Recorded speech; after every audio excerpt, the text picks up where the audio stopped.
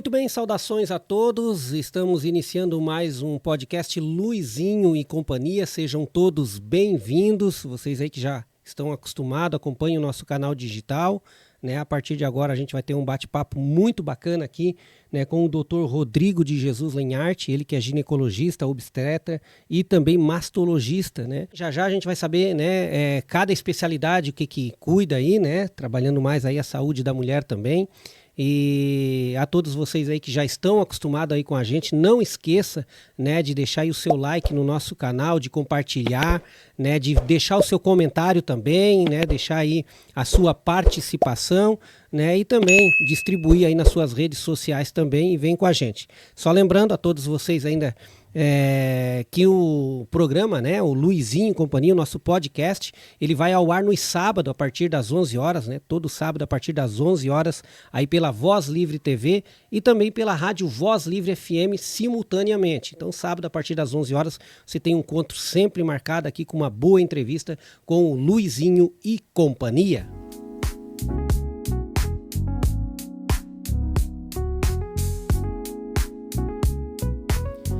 Muito bem, o Luizinho e Companhia hoje, tem a honra, a satisfação e a alegria, de receber aqui o Dr. Rodrigo, O Dr. Rodrigo é ele que tem clínica ali em Braço do Norte. Já já a gente vai conhecer um pouco aí todo o trabalho que o Dr. Rodrigo faz aí, principalmente na saúde das mulheres, Mas conhecer um pouquinho também, quem que é o Dr. Rodrigo, e o dia a dia também aí do doutor. Doutor, seja muito bem-vindo, muito obrigado aí por aceitar o nosso convite também e conversar aí com o nosso público aqui da Voz Livre. Luizinho, muito obrigado pelo convite. Para mim é sempre uma alegria, uma satisfação estar aqui junto contigo. Estava com saudade, fazia tempo que eu não participava aqui do teu programa. Muito obrigado e um bom dia aí a todos os nossos ouvintes. Hoje de uma maneira um pouquinho diferente, O doutor estava acostumado antes que era rádio, a entrevista ali direta, E agora um pouquinho mais diferente aí com o podcast, doutor? Isso aí, parabéns pela inovação aí. Beleza. Ô doutor, a gente sempre faz aqui a primeira parte, assim, a primeira conversa, geralmente a gente procura fazer uma conversa mais descontraída, mas falando um pouquinho, de quem que é o profissional, como que é no dia a dia, a pessoa do Dr. Rodrigo. Então eu gostaria que o Dr. Rodrigo falasse um pouquinho aí, um resumo aí da vida do doutor, se é daqui, se não é daqui, enfim, o doutor falar um pouquinho aí da sua vida, doutor. Bom, eu sou natural de Santa Maria, no Rio Grande do Sul. Eu fiz faculdade na Universidade Federal, lá de Santa Maria. Me formei em 2002. De 2002, então, eu parti para Joinville na maternidade Darcy Vargas, no ano 2003, 2004. Eu me especializei em ginecologia e obstetrícia. 2005, 2006 eu fui para São Paulo e me especializei em mastologia, E já desde final de 2006 vivo em Braço do Norte, então aí 19 anos já atuando aqui no Braço do Norte e região. Perfeito. Ô doutor, antes de cursar medicina, o doutor já trabalhava na área, fazia alguma coisa nesse sentido, não? Não. Na minha família nós não tínhamos médicos, Meu pai era professor do estado, minha mãe dona de casa, famílias de ambos os lados, de pequenos agricultores que migraram para a cidade. Nós não tínhamos médico até então. E mais ou menos em torno dos 10 anos de idade, eu sempre gosto de contar essa história. A minha mãe passou por um problema de saúde e eu via o sofrimento da minha mãe, a forma que ela encarou aquele problema de saúde. E eu, desde então, eu pensei em ser médico justamente para ajudar, as mulheres e não ver aquele sofrimento no meu semelhante. Certo, mas era na sua área o sofrimento da sua mãe? Sim, era uma doença ginecológica. Isso também me impulsionou a escolher a especialidade depois. São em quantos irmãos, doutor? Somos 3, eu e mais 2 irmãos, homens. Os 2 seguiram essa linha também, não? Não. Trabalham em outras áreas, Hoje eu tenho um sobrinho, filho do meu irmão mais velho, também médico, formou há 3 anos atrás. E no futuro, acredito que tenhamos outros, né? Tem mais uma sobrinha que também pretende fazer medicina, minha filha mais velha pretende fazer medicina também, mas hoje somos 2 só na família. Perfeito. Então, falando um pouquinho, aí casou, né? Tem filhos hoje, já... Sim, em 2005 eu e a Marcela nos conhecemos em São Paulo, enquanto eu estava fazendo a minha especialização lá em mastologia. Uhum. E desde então nós temos uma vida em comum, já 2 filhas. A minha filha mais velha, a Manuela, tem 16 anos, a Melissa, a mais nova, 12, né? E a gente tem uma vida em família muito tranquila. Beleza. E as duas têm a tendência para medicina, as 2 filhas? A mais velha, sim. A mais velha já, desde cedo, ela sempre falou que gostaria de ser médica. A pequena ainda não se decidiu. Perfeito. A Marcela está aqui acompanhando, está fazendo aí os bastidores aí para depois ir para o Instagram, né, Marcela? Beleza, está acompanhando aqui também o maridão. Muito bem. O doutor, aí sim, aí você faz a faculdade no Rio Grande do Sul, faz a especialização que você já falou ali, e aí veio o trabalho na medicina. Já foi sempre aqui em Santa Catarina ou já deu o primeiro passo lá? Não, eu me formei em outubro de 2002. Como eu fiz faculdade federal, durante os 6 anos de faculdade, nós passamos por 2 greves bastante longas, né? Então eu deveria ter me formado no meio do ano, em junho. Isso acabou tardando um pouco, mas logo depois que eu me formei, eu trabalhei, né? Fiz alguns plantões lá na minha região mesmo, no Rio Grande do Sul. Uhum. Quando eu vim para Joinville para fazer a residência de ginecologia e obstetrícia, nós tínhamos um contrato de dedicação exclusiva, nós não poderíamos trabalhar. Então, lógico, eu só trabalhava, fazia os plantões dentro do cronograma, né, do programa de residência médica. Mas quando eu fui para São Paulo para fazer a minha especialização em mastologia, aí eu trabalhei muito como obstetra lá e ginecologista em diversas cidades ali da grande São Paulo, né? Então, trabalhei em Osasco, Santo André. Isso quando eu estava estudando? Enquanto eu estava fazendo a segunda especialização. Teve uma... Eu fiquei por 1 ano como preceptor da residência de obstetrícia da Escola Paulista de Medicina. Então eu fiquei 1 ano como preceptor da obstetrícia. Então eu auxiliava, né, os residentes em obstetrícia no plantão do programa curricular deles, daí no caso. Certo, mas isso depois que se formou, retornou. Não, eu me formei em 2002, Sim. Então já médico, e lá em Joinville eu fiz 2 anos de residência em obstetrícia, e em São Paulo eu fiz 2 anos de mastologia, então especializações. Eu já era médico, Sim. Já poderia trabalhar. Quando eu falo, perdão, às vezes a gente não sabe os termos técnicos, mas quando eu digo se formou, porque se formou na especialização aí em São Paulo. Enquanto estava fazendo a formação, estava trabalhando lá. Aí veio para cá, deixou... Né, não era nenhum tipo de cargo, vamos dizer, de concurso. Era um cargo público, mas eu abri mão, né? E daí, em busca de qualidade de vida, né? São Paulo é uma cidade maravilhosa, a gente tem muitas oportunidades lá em São Paulo, mas eu queria um lugar mais tranquilo para poder desenvolver o meu trabalho e também para poder constituir a minha família, né? Então São Paulo é uma cidade muito agitada, como toda cidade grande tem, né, os seus problemas de segurança pública, enfim, né, o trânsito que é muito complicado. Então eu abri mão do que eu tinha em São Paulo para vir para Santa Catarina e poder ter uma vida mais tranquila no interior. Certo. Aí você começa, vamos dizer, sua vida em Santa Maria. Né, a vida profissional, né? Vamos dizer que começa com estudo, né? Sim. Então você começa em Santa Maria. Em Santa Maria, você já era natural de Santa Maria? Sim, eu sou natural de Santa Maria. E aí tem a faculdade lá, você já fez a faculdade lá. Aí você chegou a trabalhar um tempo lá em Santa Maria, no Rio Grande do Sul? Assim, Alguns plantões no intervalo da minha formatura, que foi 11 de outubro de 2002, até mais ou menos ali janeiro de 2003, que foi daí quando eu vim para Santa Catarina para fazer a minha primeira especialização. Então, alguns plantões. Perfeito, mas enquanto estava estudando também, então, né? Não, estudando, enquanto eu estava na faculdade, eu não trabalhei como médico. Aí, se tu perguntasse uma coisa agora, eu me lembrei, né? Uhum. Nos últimos 3 anos de faculdade, meu pai, como eu falei, era professor do estado, então nós tínhamos um orçamento familiar muito... Eu ia perguntar essa questão do orçamento também, por saber da questão do professor e a medicina, que é uma medicina muito cara, como é que foi essa questão? Isso aí. Então, meu pai se virava nos 30, né, com o orçamento que a gente tinha, né, ele como professor. E mesmo sendo faculdade pública, então tem todos os custos, né? Eu tinha que pegar 4 ônibus, 2 para ir, 2 para voltar. Uhum.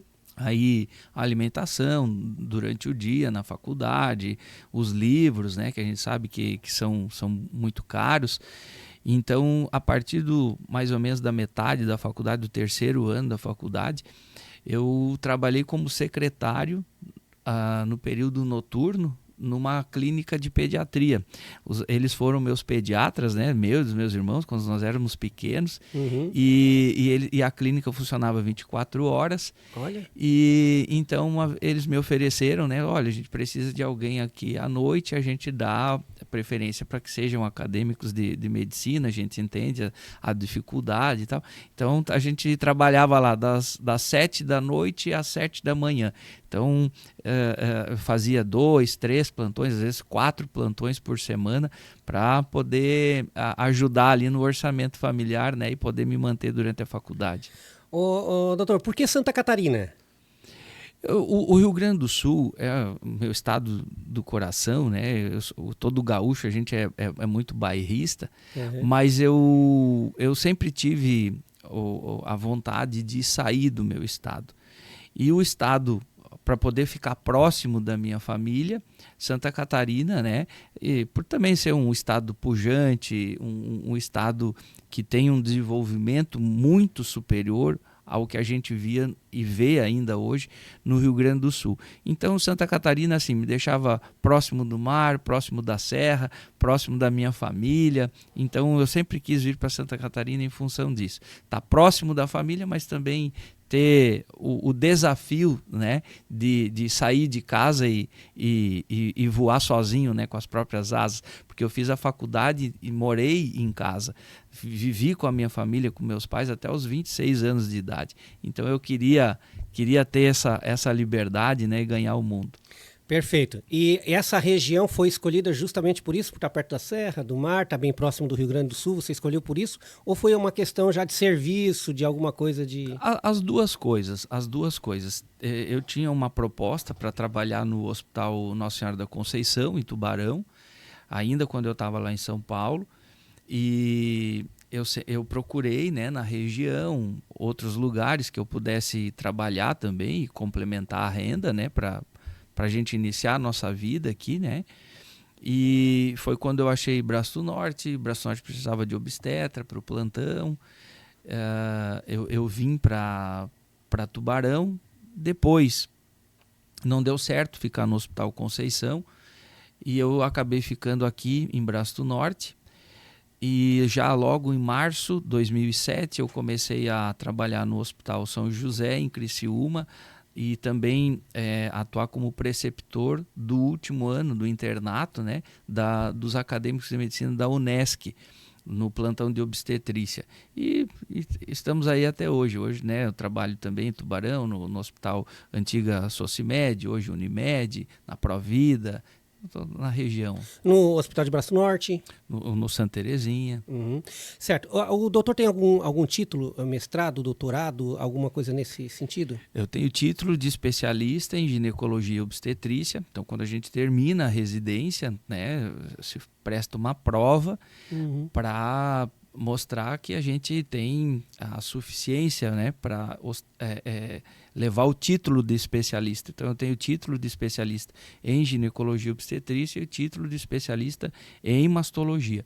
O mestrado e o doutorado, quando eu ainda estava em São Paulo, eu iniciei o programa de mestrado em Botucatu, na universidade, mas como eu não tinha pretensão de levar a vida acadêmica, né, de me tornar professor ou ter vínculo com alguma universidade, e já depois, em 2006, eu vim para Santa Catarina, eu acabei abandonando. Hoje eu não penso em mestrado ou doutorado em função de não ter pretensões de trabalhar na vida acadêmica. Mas quem vai trabalhar na vida acadêmica é um título importante? Com certeza, né? Inclusive as universidades, as faculdades, elas priorizam, né, os profissionais que tenham os títulos de mestre ou doutor, porque isso também eleva a categoria da universidade, né? E é um plus, né, um a mais para aqueles acadêmicos, para os alunos ali, para os cursos. É importante. Beleza, eu queria falar pro pessoal que está acompanhando a gente aí, principalmente no YouTube, que está aparecendo a hora lá, ó, né? O pessoal olha lá a hora aparecendo lá, né?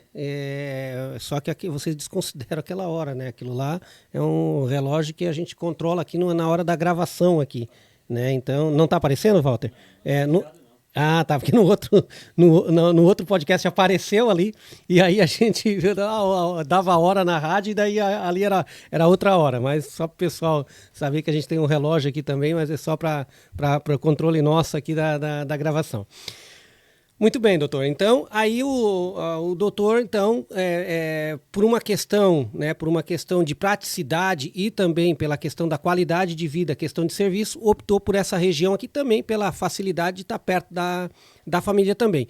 Então, tudo no Rio Grande do Sul ainda, as famílias, os seus irmãos e a sua mãe finada? Hoje eu não tenho mais a mãe e o pai vivos, né? Eu perdi meu pai há 11 anos. Uhum. E a minha mãe o ano passado, hoje meus irmãos, sobrinhos, tios, a família toda praticamente lá. Toda no Rio Grande do Sul. Toda. Perfeito. Aí nós falava da Marcela, né? Que a Marcela, você conheceu a Marcela em São Paulo. Sim. Ela é paulista? Marcela é paulista, a irmã dela era minha colega de residência. Uhum. Eu conheci por intermédio da irmã, e de lá para cá... É médica a irmã? A irmã, sim. A Carolina é médica, a Marcela é nutricionista. Perfeito. E aí, gostou da região aqui também? Ficou por aqui também, já constituíram a família aqui daí? Com certeza, certeza. Beleza.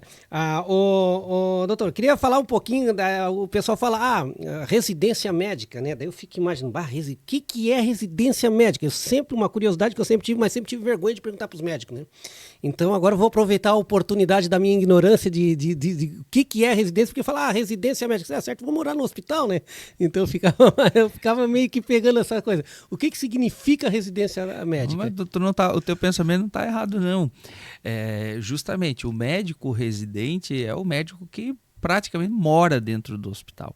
E os programas de residência médica, no seu início, né, justamente eles ofereciam alojamento, toda a questão de alimentação, enfim, para os médicos, porque é um programa onde você vai se especializar, você vai escolher uma determinada área, né, dentro de todas as áreas médicas, para você se especializar. E os cursos, eles têm uma duração 2 até 3 anos. E exigem dedicação exclusiva. Né? Então, hoje os cursos do MEC você não pode fazer uma especialização e trabalhar fora, nos cursos de residência. Então, é justamente isso. O residente, ele praticamente mora dentro do hospital. E, por lei, deveria, né? O Estado deveria prover a gente com alojamento adequado, casa, enfim. Uhum. Então, o nome vem daí, né? E a carga horária, existe uma carga horária que exige bastante. Então, são muitos plantões, tem as aulas, né? As cirurgias, os atendimentos. Então, a gente fica 2, 3 anos ali só se dedicando, estudando aquela determinada área ali da medicina. Certo, porque eu escuto muito isso, né? Se formou médico, mas todo médico que é formado procura e quer e está louco para fazer residência. Por que é importante a residência? O curso de medicina hoje, ele 6 anos, né? Parece bastante, mas a medicina evoluiu muito. E é praticamente impossível você, como formado como um clínico geral, um médico generalista, dentro de 6 anos, você dominar todas as áreas da medicina, né?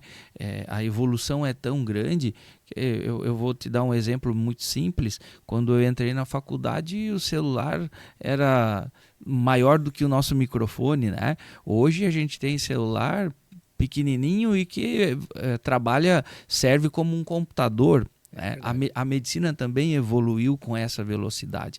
Então é muito difícil a gente saber de tudo, dominar tudo e principalmente se manter atualizado em todas as áreas. Então a gente acaba tendo predileção por uma especialidade ou outra, né? Uma afinidade por uma área ou outra, e a gente se dedica mais àquela área em si. Então, a residência ela é importante para que a gente foque num determinado segmento e a gente consiga, além de adquirir mais conhecimento, a gente tem a facilidade de poder se manter atualizado. Porque você perguntar para um médico generalista um tratamento muito específico, por exemplo, de câncer de ginecológico, seja mama, seja colo do útero, e ao mesmo tempo você perguntar sobre um câncer de pâncreas, uma doença cardíaca rara, enfim, é muito difícil que a pessoa consiga, ao longo dos anos depois de formado, se manter atualizado e ter esse conhecimento tão abrangente assim, né? Perfeito. Então a residência, na verdade, é uma via de mão dupla, tanto para o profissional quanto para o hospital, que tem à disposição também daquela, entre aspas, que mão de obra ali quase que integral, vamos dizer ali, né? É isso aí. Existe uma bolsa hoje, eu acredito que gira em torno de uns 3 ou 4 mil reais.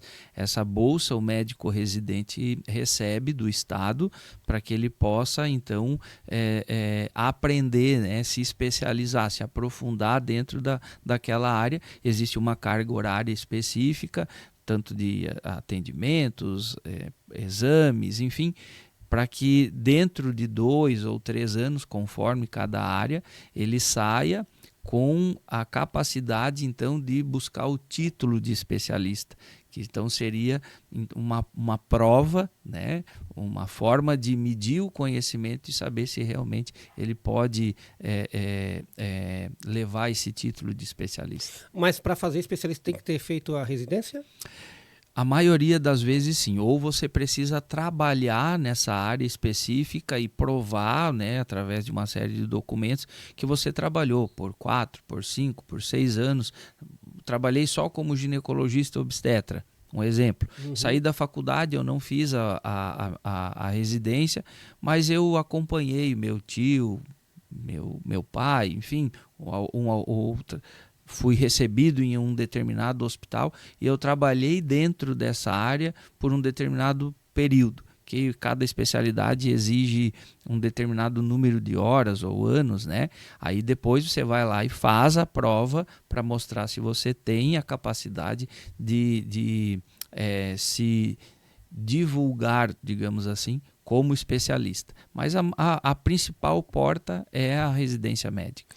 Perfeito. Aí, só para concluir essa questão da residência, o médico que já está formado, que faz a residência, ele não pode abrir, por exemplo, uma clínica, ou ele não pode trabalhar numa clínica ou em outro hospital, por exemplo, ele teria que ficar dentro daquela... Durante a residência, a maioria dos programas exige dedicação exclusiva, justamente para que você foque naquela área e se aprofunde, estude aquela determinada área. Vou te dar um exemplo.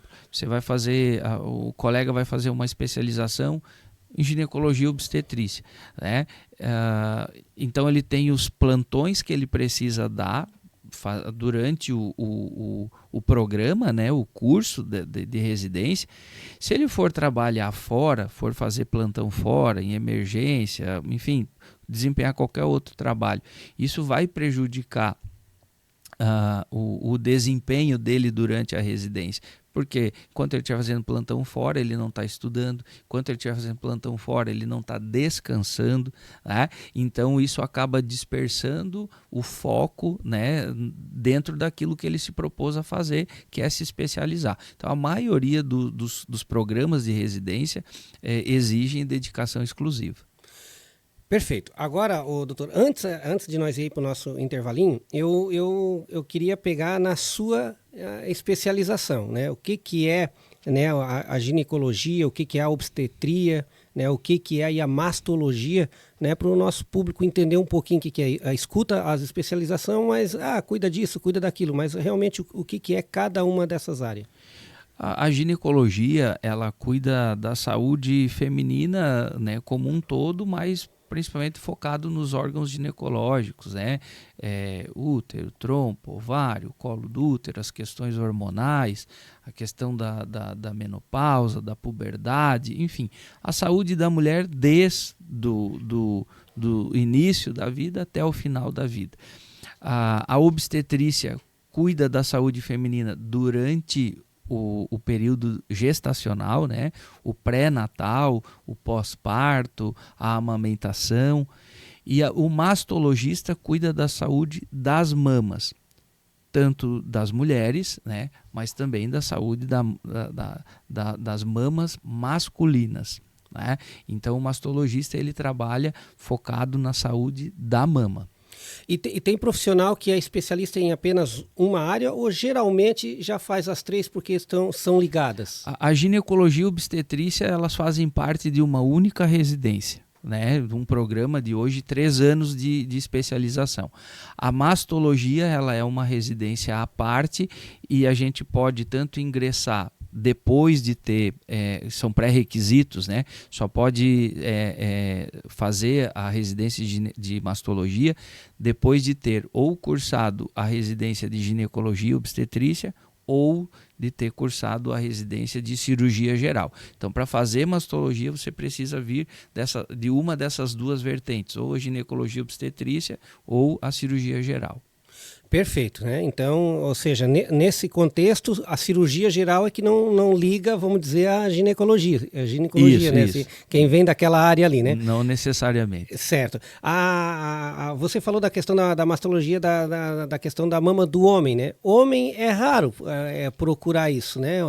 A mama, a nossa mama, a mama masculina é uma mama muito rudimentar, ela não se desenvolve tanto como a mama da mulher, mas o homem também apresenta doenças na mama, né? Inclusive, a gente vai falar mais tarde, o câncer de mama, 1% de todos os cânceres de mama se desenvolvem, acontecem nos homens, né? Então, o mastologista se dedica à saúde da mama de ambos os sexos. Perfeito.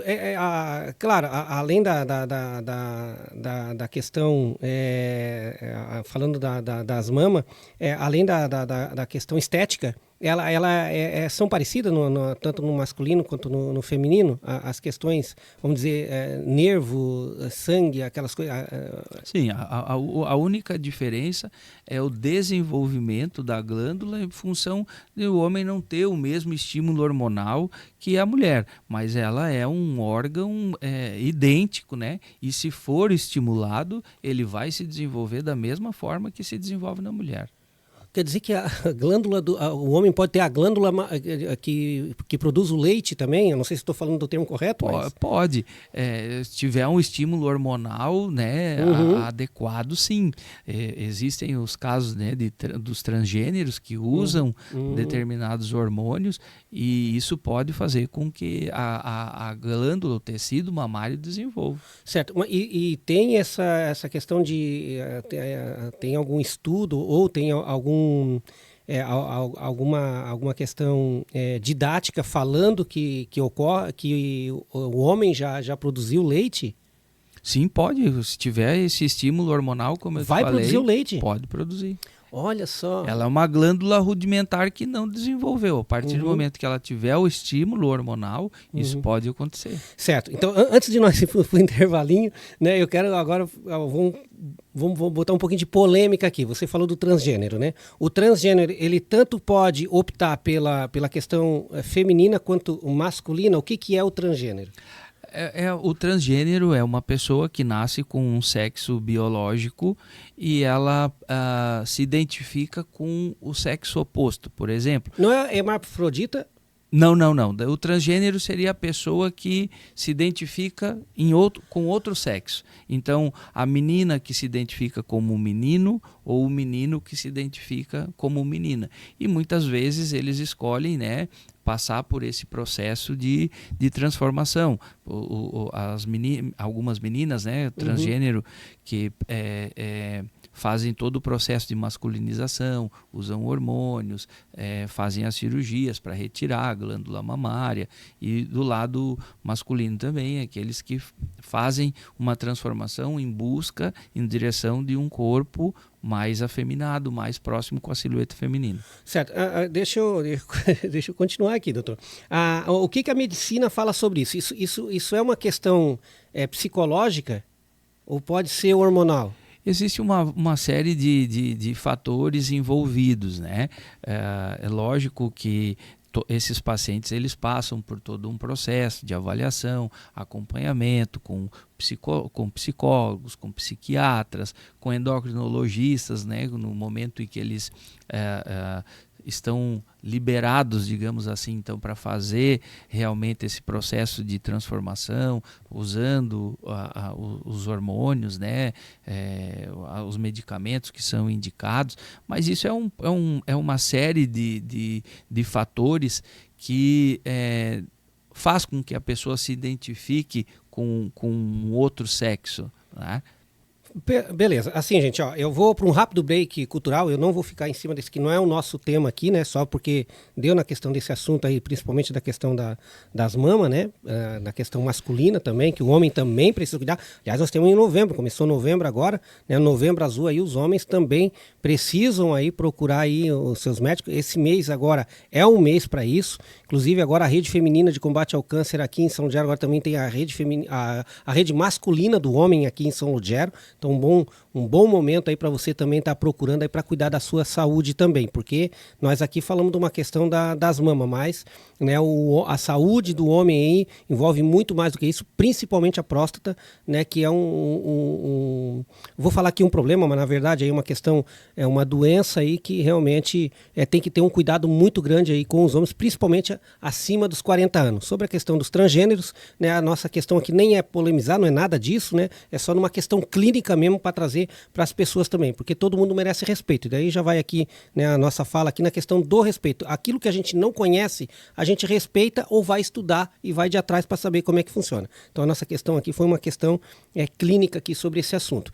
Eu vou para um rápido break cultural, né, trazer aí os nossos parceiros comerciais aqui do Luizinho e Companhia, né, e também aqui da Rádio Voz Livre FM, e já a gente está de volta aqui com mais um Luizinho e Companhia.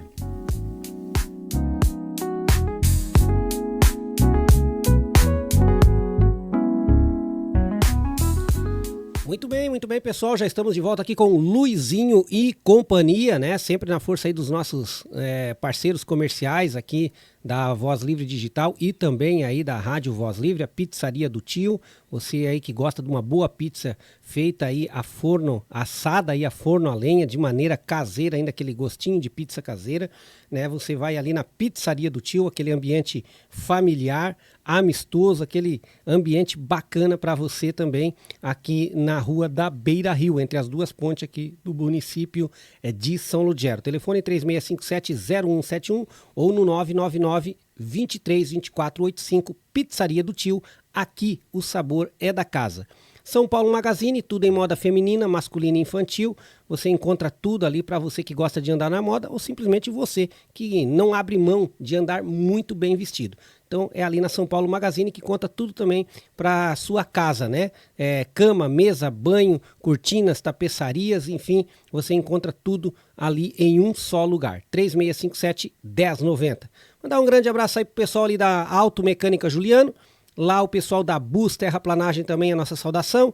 O Bus Veículos, mandar um grande abraço para todo o pessoal lá da Bus Veículos, a CISO em Materiais de Construção e a Werner Construagro, sempre aí ligadinho na nossa programação. Hoje A gente está conversando aqui com o Dr. Rodrigo de Jesus Lenhart, ele que é ginecologista, obstetra e também mastologista, falando um pouquinho aqui, né, das suas especialidades, falando um pouquinho também aí, falando aí um pouquinho também da saúde da mulher aqui no nosso programa de hoje. O nosso tema hoje é saúde aqui então, né? Muito bem, lembrando a todos vocês também, né, sempre eu gosto de estar falando aqui também, para você não esquecer de compartilhar, de curtir, de deixar o seu like, né, de ativar lá o sininho para receber aí todas as notificações também aqui do nosso canal, aqui da Voz Livre Digital, né, e sempre tá aí com a gente também. Você pode comentar, pode também estar participando lá com a gente no nosso canal. E você que acompanha aí através da rádio Voz Livre FM, muito obrigado aí pela sua sintonia. Hoje tá bacana aqui a nossa entrevista. Ô doutor, muito bem, né? Então, a primeira parte a gente fez um aparato meio que geral, falando um pouquinho aí do doutor Rodrigo. Nós não entramos muito na questão polêmica e se é gremista, se é colorado, para não dar aí muita... Se não tem briga aí com o Palmeiras ou São Paulino, não sei. Torce para algum time, Marcela? Palmeiras? Aí tá aí. É Grêmio contra Palmeiras lá em casa. A mais velha puxa pro meu lado, é gremista, a mais nova puxa pro lado da mãe, é palmeirense. Mas então quando os dois times estão se jogando, é um cada canto do sofá. A gente não liga a televisão para não dar briga. Muito bem, show de bola. E na família, tinha colorado na família, não? Não, só gremista. Os colorados nós expulsamos. Muito bem, então tá aí. Muito bem. Ô doutor, muito bem, aí o doutor teve uma outra fase, eu acredito, da vida do doutor, que foi a clínica, né? Como é que surgiu a clínica? Como que deu aí a ideia da clínica? Quando eu cheguei em Braço do Norte, eu conheci um grande amigo, o Dr. Odivan Varela, que é pediatra, e durante... os primeiros anos ali, né, dele aqui na cidade, ele chegou um ano, acho que antes de mim, e os primeiros 2, 3 anos a gente conversou muito e nós decidimos montar uma clínica em conjunto. E ele sendo pediatra, eu sendo ginecologista obstetra e mastologia, a gente pega os dois extremos, né, os pais e os filhos. Então nós pensamos em fazer a clínica e o nome da clínica Pais e Filhos, então atender toda a família. Fomos agregando outros colegas, né? Então a Marcela, nutricionista, hoje se dedica mais à consultoria de amamentação, temos cardiologista, endocrinologista, psicólogo, enfim. Mas a clínica surgiu desse momento. É um gineco-obstetra e um pediatra, então atendendo os dois extremos, né? Uhum. Os filhos e os pais, então o nome da clínica Pais e Filhos. Perfeito. E hoje, então, tem uma gama de especialistas trabalhando na clínica, inclusive de outras áreas, né? Outras áreas. Perfeito. Aí, além da clínica, o doutor também atende no Hospital Santa Terezinha e também em Tubarão, né? É isso. A parte clínica, né? Eu faço todo dentro da clínica, então os atendimentos, as consultas, e nos hospitais as cirurgias, né? Então o Hospital Santa Terezinha, tanto as cirurgias ginecológicas, as cirurgias de mama, a parte da maternidade, né, obstetrícia, e no hospital, hoje Unimed e na Provida, a parte cirúrgica. Certo. Então, fora do consultório é cirurgia. Só cirurgia. Só cirurgia. Hoje o único local que eu atendo as consultas é dentro da clínica. Perfeito. E quando é uma consulta particular, que já está na hora da mãe ter o filho, eu acredito que até é obrigatório hoje hospital, né?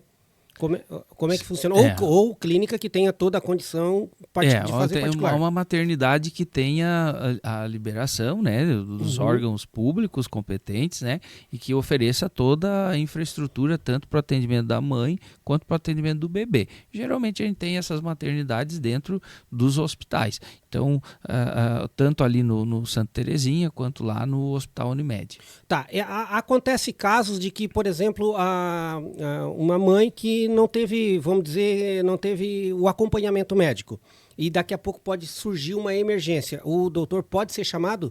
Posso. Num hospital desse? Sim, acontece. Isso acontece toda semana, Luizinho. Toda semana. Certo. E aí faz esse atendimento, mesmo que não for cirurgia? Sim. Se for alguma coisa mais... Sim, não, vai passar por uma avaliação, né? Uhum. E a conduta vai ser tomada conforme cada situação. Mas vou te dar um exemplo bem prático. Domingo para segunda, 1h, né? Me chamaram no hospital para atender uma paciente em trabalho de parto, né? E a paciente me solicitou, enfim. Então era uma paciente que não fazia acompanhamento comigo, mas na hora do parto ela decidiu me chamar. Então a gente está sempre à disposição. A obstetrícia, a gente fica de sobreaviso, né, de plantão 24 horas por dia, né, porque os bebês, a cegonha, eles têm o tempo próprio deles, não é o nosso tempo, né? Existe uma matemática para eles trabalhar dentro dessa matemática, mas geralmente não trabalha na matemática. Exatamente. A gente até pode fazer algumas projeções, né, mas geralmente a decisão final é deles, né, da natureza. Ô doutor, a questão do celular, que hoje é celular, né? Claro, tem os telefones normal da clínica e tudo, mas essas questões de plantão é o celular. Eu imagino que o doutor tem que ter pelo menos uns 3 números, né? Não, Luizinho, eu tenho o mesmo número desde que eu cheguei aqui. E eu acredito que mais da metade, né, da região aqui tenha o meu número gravado. Porque eu faço questão de entregar, de passar o meu número, porque, como eu falei, às vezes é uma dúvida, uma coisa simples da gente resolver, outras já alguma situação um pouco mais complicada, e a gente, conversando diretamente com o paciente, a gente consegue determinar qual que é a melhor forma, né, de seguir, de acompanhar ou de avaliar aquela determinada situação.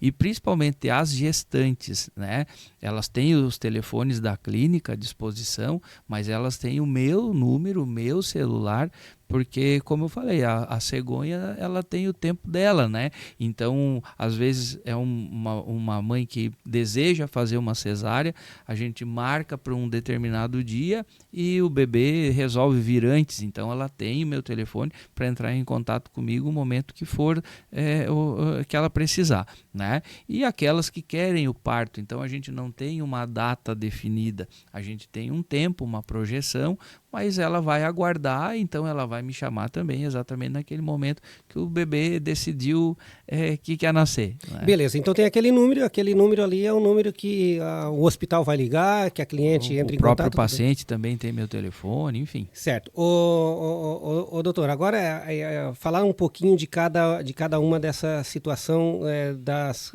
conformidades, né, da questão das doenças, né? Tipo, qual é o maior problema hoje? Vamos pegar pela mama. Qual é hoje o maior desafio, o maior problema para a medicina na questão da mama, e o que o doutor mais atende?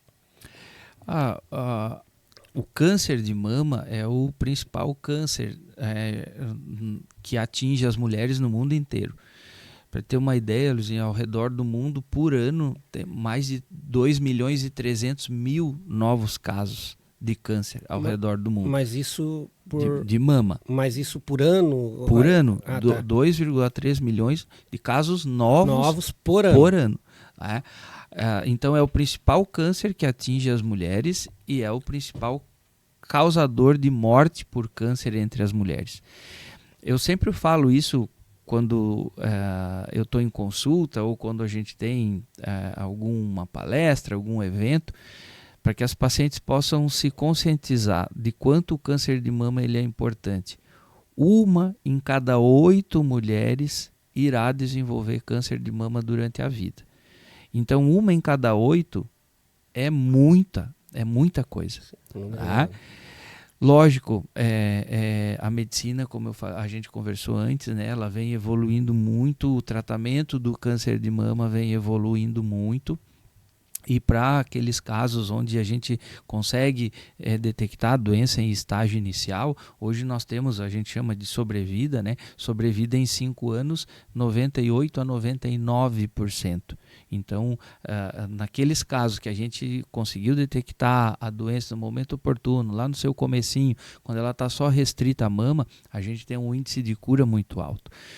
O nosso grande problema é que no Brasil apenas 25 a 30% dos casos de câncer de mama são descobertos nesses estágios iniciais.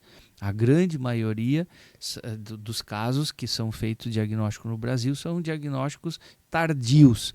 E nessas pacientes, com certeza, a gente tem, então, uma chance de cura, uma sobrevida muito menor, apesar de todo o arsenal que a gente tem à disposição hoje para o tratamento.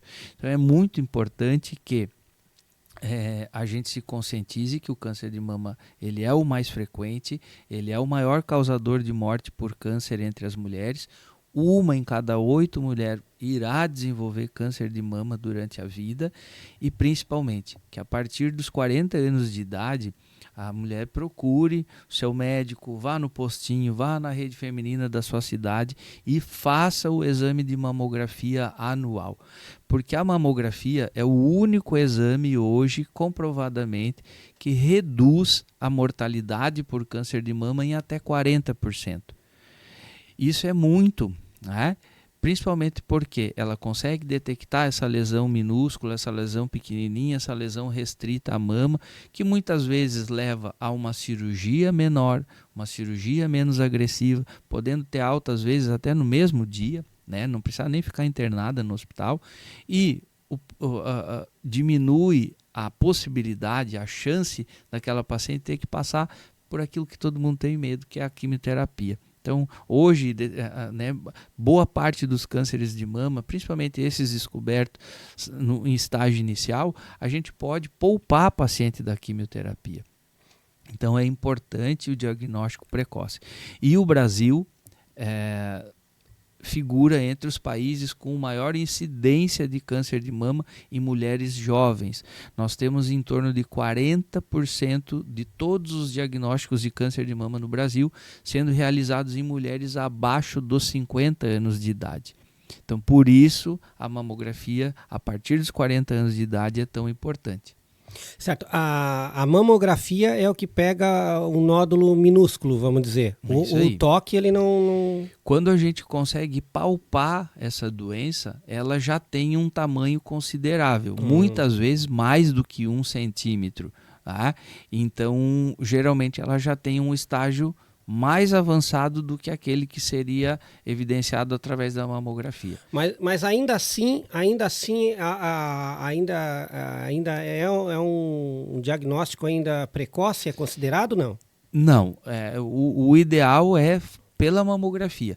A gente sempre aconselha a paciente, né? Conheça a sua mama, vá para frente do espelho, veja a coloração da pele, posição do mamilo, se tem alguma secreção que saia no mamilo, né, ou da areola, enfim, palpe a sua mama para que quando ela identificar alguma coisa de diferente, ela procure o serviço de saúde o mais breve possível. Na maioria das vezes não vai ser nada grave, mas se ela perceber alguma coisa diferente, não espera. Procure o serviço de saúde, procure seu médico, a rede feminina, o postinho de saúde, para investigar o que é aquela alteração que ela identificou. Mas é como eu te falei, quando a gente palpa, geralmente essa doença já é grande, ela já tem um estágio mais avançado e ela pode já inclusive estar fora da mama, né? E esse é o grande problema, quando a gente tem doença fora da mama, as chances de cura, a chance de sobrevida ela é menor. Certo, que é a metástase, né? Que daí já está se espalhando pelo corpo. É isso aí. Certo. Aí já precisa de químio, aí depende até de outros tratamentos, né? Exatamente. Hoje a gente chama de câncer de mama de forma genérica, né? Mas existem vários subtipos dessa doença. Para cada doença e para cada estágio, a gente tem um tratamento específico, uma forma personalizada de tratar essa paciente, poupando ela de alguns medicamentos que não vão trazer nenhum benefício, ou às vezes, né, aumentando a oferta, né, usando um arsenal mais amplo para que justamente a gente consiga erradicar essas metástases, que seriam sementes do câncer, que podem estar lá, às vezes indetectáveis, né, pelos métodos de imagem que a gente tem à disposição, mas que daqui 2, 3 anos, 10 anos, podem vir a se manifestar. Então a quimioterapia, em casos de maior risco, ela tem esse objetivo, eliminar essas sementes que possam estar querendo se desenvolver em outros órgãos, né?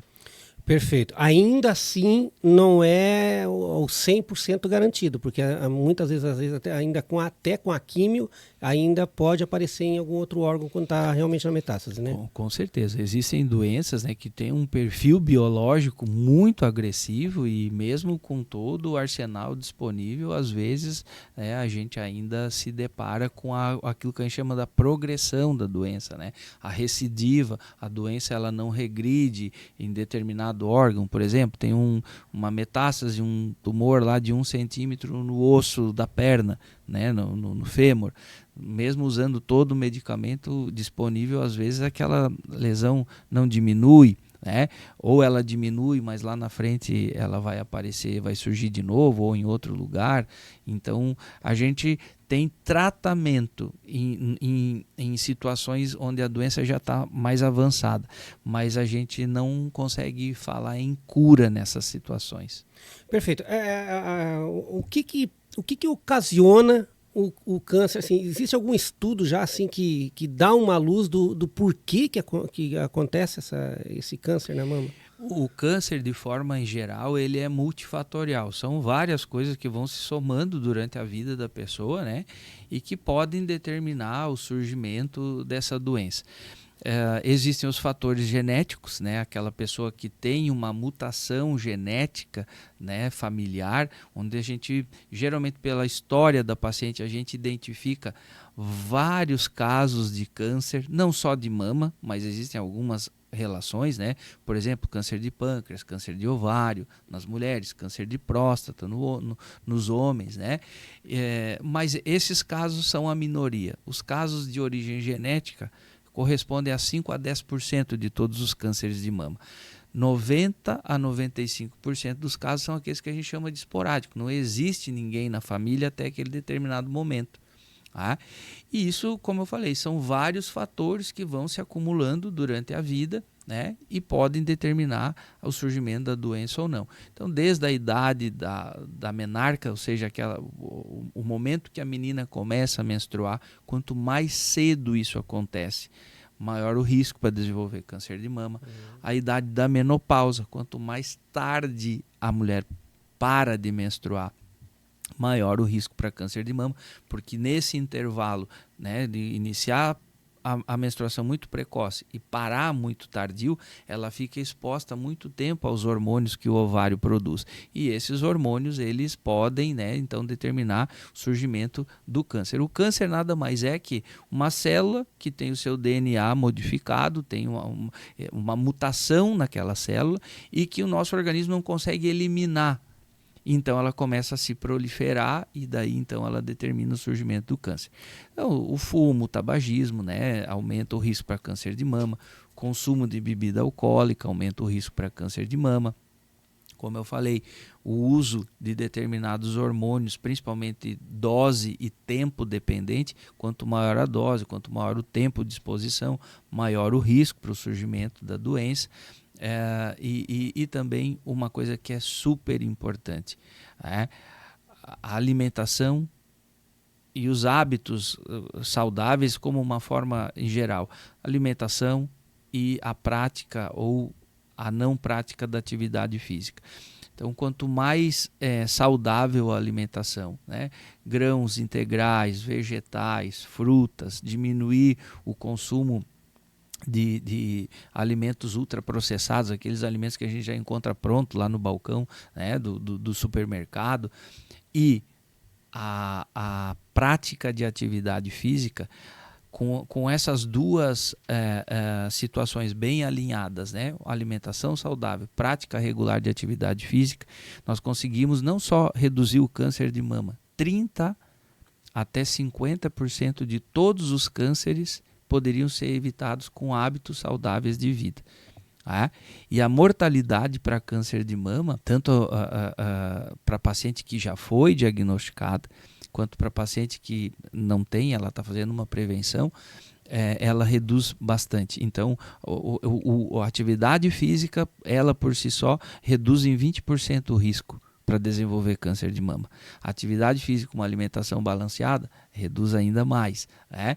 E para aquela paciente que já está em tratamento, as pacientes que ganham peso após o diagnóstico, então após ter feito cirurgia, após ter feito quimioterapia, as pacientes que ganham peso, elas têm um risco de morte, um risco da doença voltar muito grande.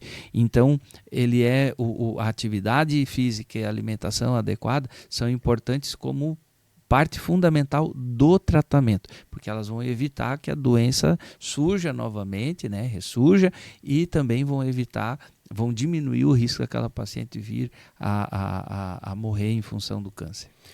Ô doutor, eu já escutei, né, não sei se é mito ou verdade, né, que a mulher que não amamenta, ela pode ter câncer porque acaba empedrando, aquela coisa que eles falam, né, que como o leite não sai, acaba ficando dentro do organismo. Isso é verdade? É mito? Não, a glândula mamária, lembra que a gente conversou ali no começo sobre o desenvolvimento da glândula, né? A glândula mamária da mulher, ela só termina o seu processo de desenvolvimento, de maturação, depois que ela amamenta. Olha, que interessante. Então, até ela amamentar, aquele órgão ainda não é um órgão maduro. Então, ele só vai se tornar maduro depois que ela amamenta. Quanto maior o período, a duração da amamentação, maior a proteção contra o câncer de mama. Porque é um órgão, como ele está maduro, as células, então, digamos assim, elas são mais estáveis. Elas tendem a se alterar menos, né? Então, isso reduz o risco. Mas não é que amamentou não vai ter câncer de mama. Ele reduz o risco, né? Então, quanto mais amamenta, menor o risco para câncer de mama. Mas isso dentro daquele quebra-cabeça, a gente vai juntando todas as informações para poder determinar se a paciente tem um risco maior ou um risco menor, né? Porque ela pode ter amamentado 2 anos, mas é obesa, não pratica atividade física, fuma, bebe em excesso. Enfim. Então, assim, ela amamentou, mas ela tem outros fatores que aumentam o risco dela, né? Então, é um quebra-cabeça, a gente vai juntando todas essas pecinhas aí para determinar qual que é o risco daquela paciente. Certo. Agora, tem paciente que não quer amamentar. Acontece isso? Com certeza. Amamentar, eu acho que é o processo, é a parte do processo de maior dificuldade, né, em todo o período gestacional e pós-parto. Amamentar não é fácil. Você está ali à disposição 24 horas de um serzinho, né, que ele te chama a qualquer momento, né? Tá com fome, tu precisa trocar, tu precisa dar banho, isso cansa.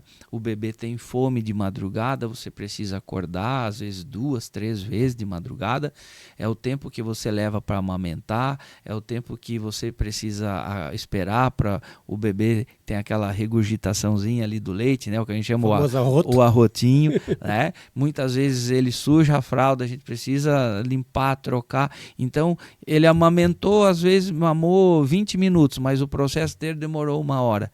Então, é 1 hora do teu sono que foi quebrado de noite.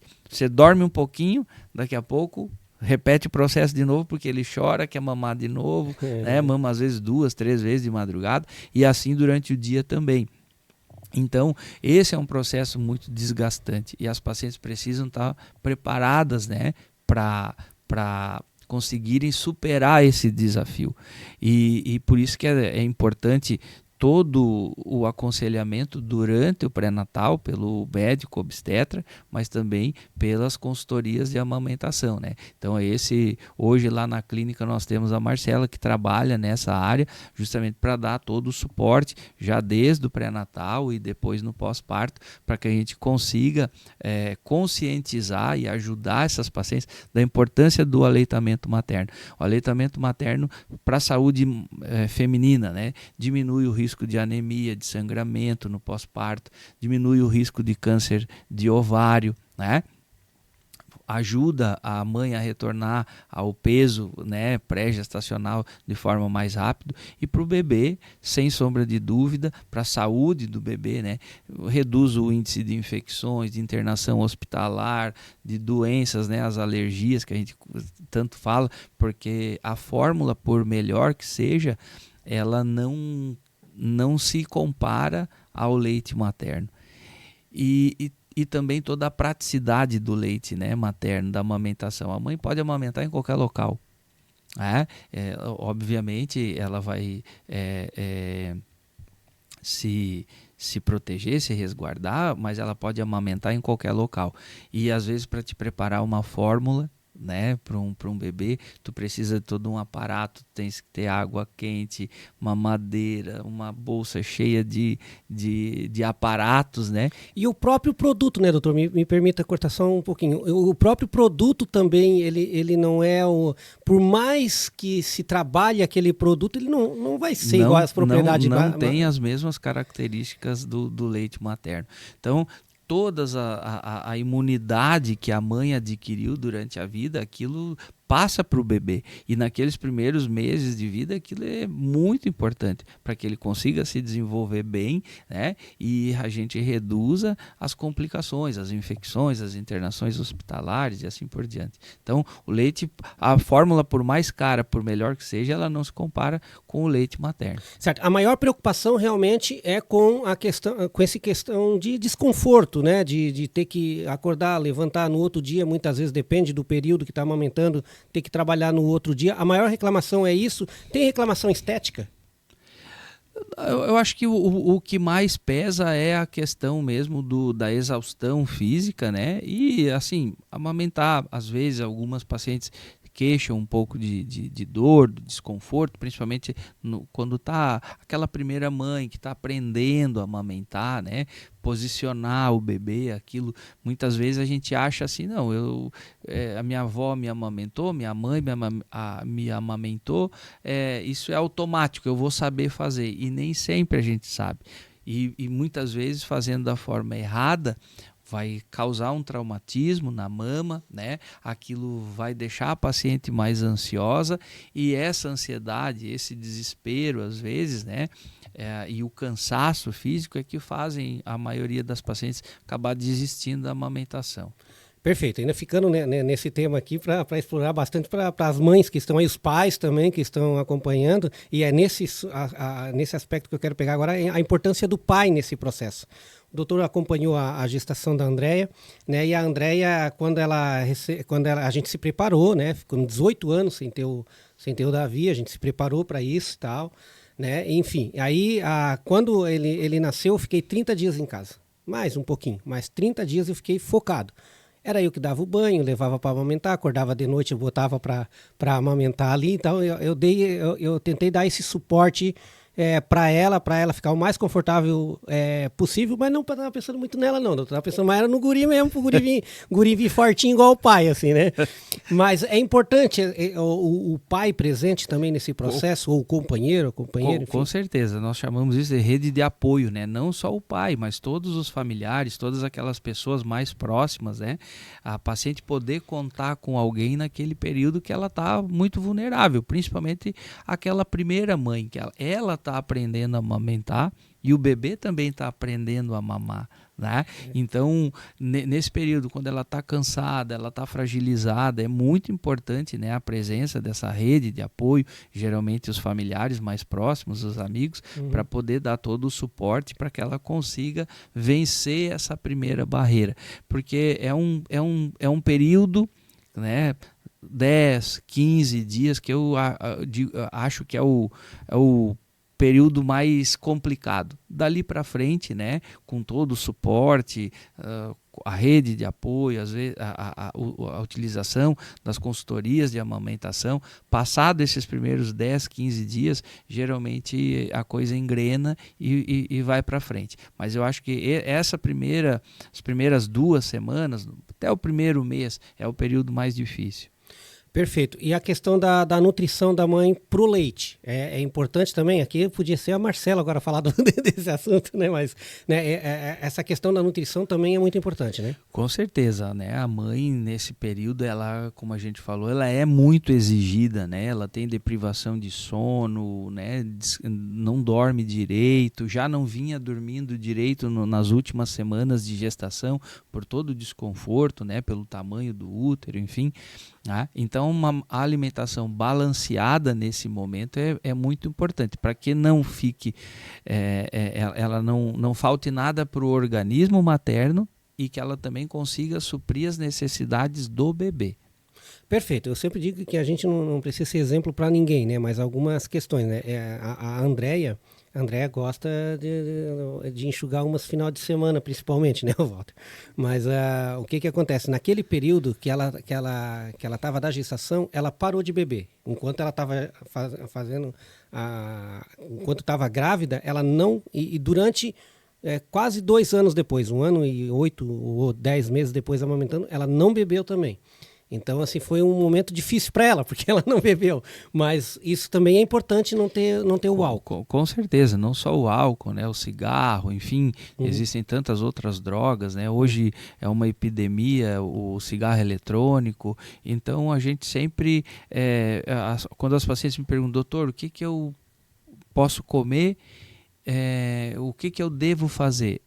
O conselho mais básico, alimentação saudável, né?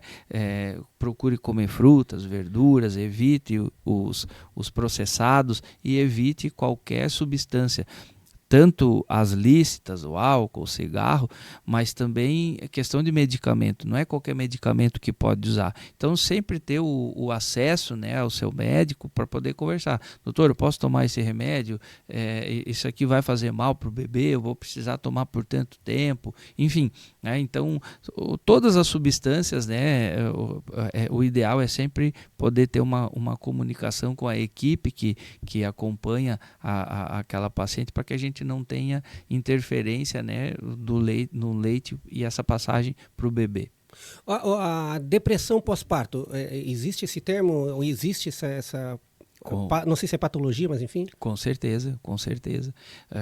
Como eu falei, né, lógico que aquelas mães que já vêm com alguma fragilidade emocional durante o pré-natal, elas têm um risco maior de desenvolver essa doença, mas como tem todo esse momento de maior... essa fragilidade maior ali no pós-parto, né? Muitas mães se acham incapazes de conseguir cuidar do seu bebê, né? Elas antecipam muitas ansiedades, muitas coisas. É uma coisa muito frequente, muito comum. Então, a equipe inteira, ela precisa, obstetra, pediatra, né?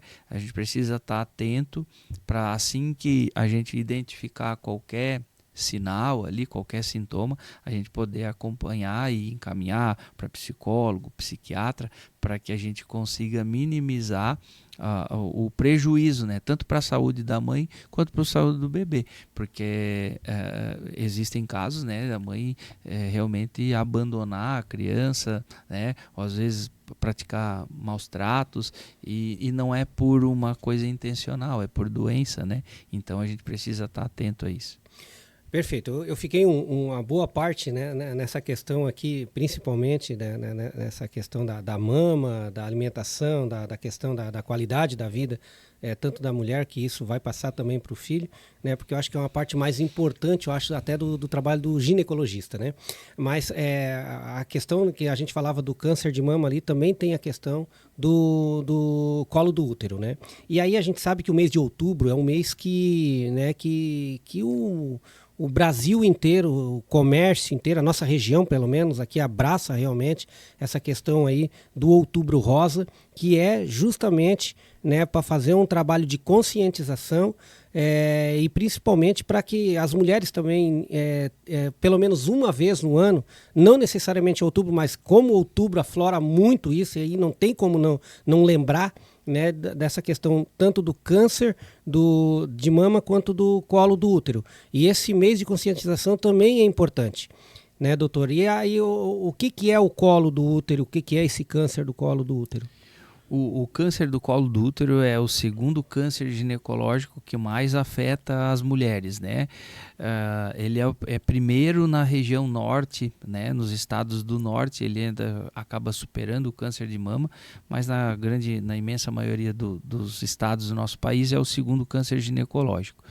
É uma doença prevenível, existe vacina.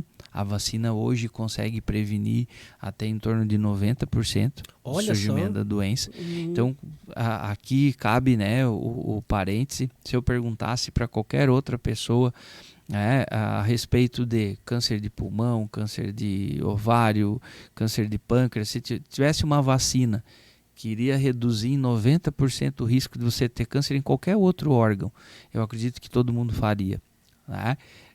Então, o câncer do colo do útero é um câncer prevenível com essa vacina. A vacina está disponível na rede pública, já existem vacinas mais modernas na rede privada, né, que é capaz até de reduzir, como eu falei, 90% a incidência do câncer. Além da redução do câncer através da vacina, o câncer do colo do útero ele é uma doença que vai progredindo em estágios até propriamente se transformar no câncer. Então a gente consegue, através do exame preventivo, né, o exame Papa Nicolau, hoje já com técnicas mais modernas, usando inclusive a detecção do DNA do vírus HPV, a gente consegue então identificar essas lesões em estágios pré-câncer. E consegue então ir lá tirar essa lesão antes que ela evolua para a doença, uma microcirurgia de 5, 10 minutos, que a paciente não fica internada, vai embora. Então é um câncer prevenível, tanto pela questão da vacina, quanto pela questão dos exames de prevenção, detectar essa doença em estágio pré-câncer. Né? É uma doença que no seu início ela não traz sintomas, né? Geralmente quando os sintomas surgem, essa doença já está avançada, então a dor na região pélvica ginecológica, o sangramento uterino, né? De forma totalmente irregular, às vezes pode pela proximidade atingir bexiga ou intestino, então ter sintomas nesses outros órgãos, né? Mas o principal, o que eu acho que todo mundo deveria fixar, é uma doença prevenível, tanto por vacina quanto pelo exame de preventivo.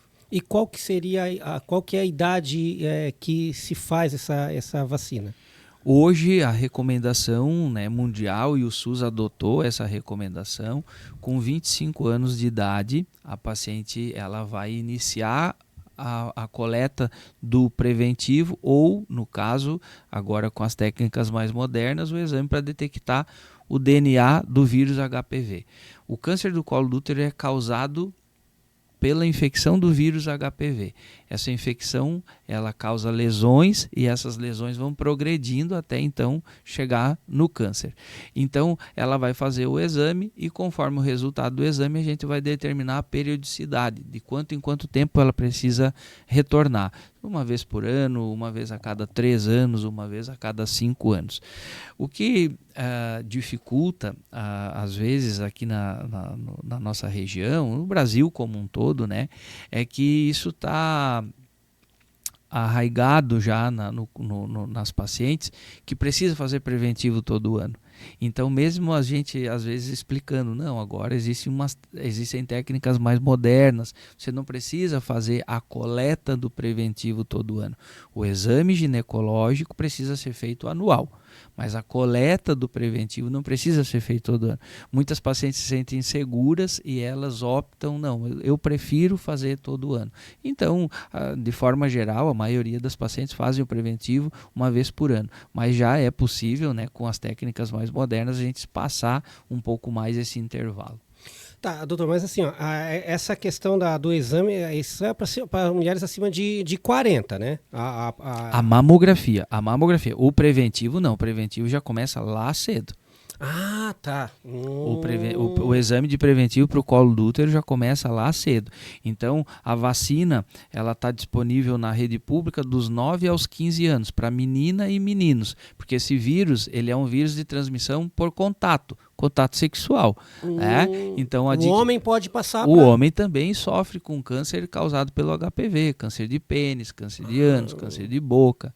Né? Então, o HPV é um vírus que pode causar câncer em vários órgãos. Então, essa vacina está disponível já para menino e menina até os 15 anos na rede pública.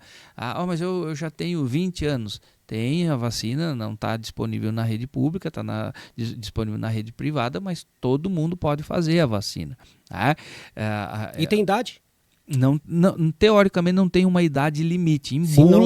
Em bula existe uma determinada idade lá, que é 45 anos, mas a gente pode, né, com critério clínico, estender esse início da vacinação. Por quê? Porque o HPV ele tem picos de infecção, geralmente na adolescência, início da atividade sexual, principalmente, né, quanto maior o número de parceiros, maior o risco de infecção pelo vírus, principalmente aqueles vírus que a gente chama de alto risco, que tem uma probabilidade maior para causar a doença. Mas as trocas de parceiro, os términos de relacionamento e início de novos relacionamentos, principalmente ali na quarta, quinta década de vida, né, 30 e poucos, 40 anos. Então, às vezes, eu terminei meu relacionamento de 20 anos, né, vai conhecer outros parceiros e pode adquirir o vírus durante essas novas experiências, esses novos relacionamentos, e então vir a desenvolver a doença numa idade um pouco mais avançada. Né? Então, a vacinação ela pode ser feita a qualquer momento, mas o ideal é que os pais levem os seus filhos para serem vacinados antes mesmo do primeiro contato sexual, para que quando aconteça o primeiro contato e houver a transmissão do vírus, essa menina, esse menino, eles já estejam protegidos pela vacina. E a vacina é feita uma vez e deu ou tem... Abaixo dos 15 anos, uma vez, acima dos 15 anos, 3 doses. Perfeito. Então, assim, para os pais, né, para os pais que têm filhos nessa idade, tanto faz se é masculino ou feminino, né, até aqueles pais que os filhos vão ser freira ou os meninos vão ser padre, é bom vacinar, né? O ideal sim, o ideal sim. Perfeito, então. Porque pode ser freira ou padre até um determinado ponto da vida, né? Depois vai saber, né? Vai largar a batina, né? Muito bem, porque tem os pais que não acreditam nunca, né? Que só depois do casamento, né? Mas o prevenido vale por 2 também, né, doutor? Com certeza, com certeza. Beleza. Ô, doutor, queria agradecer a vinda do doutor aqui, esclarecer, trazer, né, vários assuntos aqui que a gente pode, inclusive, abordar outros aí, né? Mas principalmente nessa questão aí,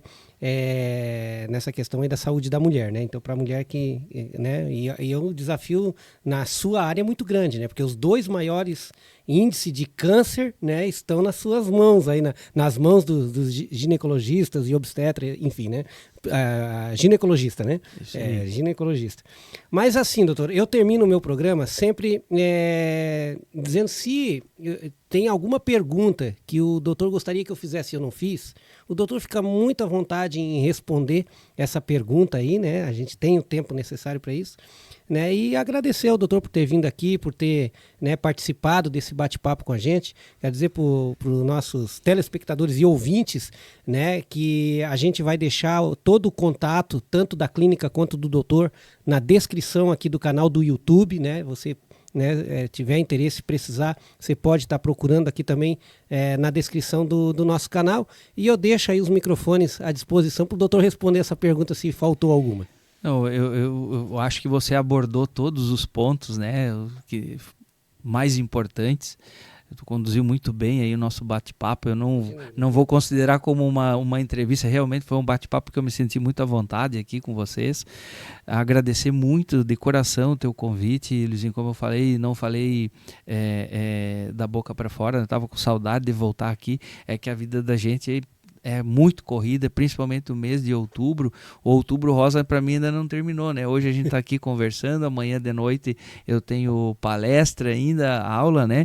E assim a gente vai. Mas eu acho que para a mensagem, né, que fica para quem está nos assistindo, né? A nossa saúde, a nossa prevenção começa com aquilo que a gente coloca no nosso prato, já lá no café da manhã. Então a gente precisa pensar, né, priorizar muito a nossa saúde através da alimentação, uma alimentação mais saudável possível, né? A prática de atividade física é muito importante. Pelo menos 30 minutos por dia, 5 dias por semana de atividade física de intensidade moderada. O que seria isso? Enquanto você está fazendo atividade física, você não conseguir conversar direito. Né? Então aquela caminhadinha olhando vitrine, né, conversando com a amiga, aquilo não vale. Precisa se esforçar mais, né? Durante esses 30 minutos, que não precisam ser 30 minutos corridos, pode ser 15 de manhã, 15 de tarde, mas a gente caminhar mais, subir mais escada, usar menos elevador, né? Descascar mais os alimentos e abrir menos pacote. Né? Isso, eu acho que essa é a principal dica, né, que a gente pode oferecer para quem está nos ouvindo. E para as mulheres acima dos seus 40 anos de idade, não deixem de fazer a mamografia uma vez por ano. A mamografia é o exame que reduz a morte por câncer de mama em até 40%. Muitas às vezes se queixam, né? É um exame desconfortável, um exame dolorido. Na grande maioria das vezes, principalmente com os aparelhos mais modernos, é um exame confortável, é um exame rápido, demora menos de 2, 3 minutos para fazer e é uma vez por ano. Então, se é para você escolher, né, um exame de prevenção, faça a mamografia, faça todos os outros exames, exame para ver a diabetes, né, a taxa de açúcar no sangue, colesterol, enfim, as doenças cardiovasculares, né, são responsáveis por um índice muito maior de morte. A gente precisa se cuidar como um todo, né? Mas para as mulheres, principalmente falando de Outubro Rosa, mamografia anual a partir dos 40 anos de idade. Muito bem, doutor, muito obrigado. Obrigado a vocês e sempre à disposição. Muito bem, a vocês que acompanharam a gente aí, espero que tenham gostado do tema de hoje. Só lembrando, vocês podem deixar aqui no comentário também se vocês gostariam que a gente abordasse um tema específico para a gente trazer o profissional para estar falando aqui também com a gente, falando com o nosso público também. Sempre não esquecendo de deixar o seu like, não esquecendo de você compartilhar e, claro, se inscrever no canal se você ainda não é inscrito. A você da rádio, muito obrigado também pela audiência, de estar acompanhando a gente até este momento também. E a todos vocês, fiquem todos com Deus, um grande abraço e até um próximo Luizinho e Companhia. Tchau.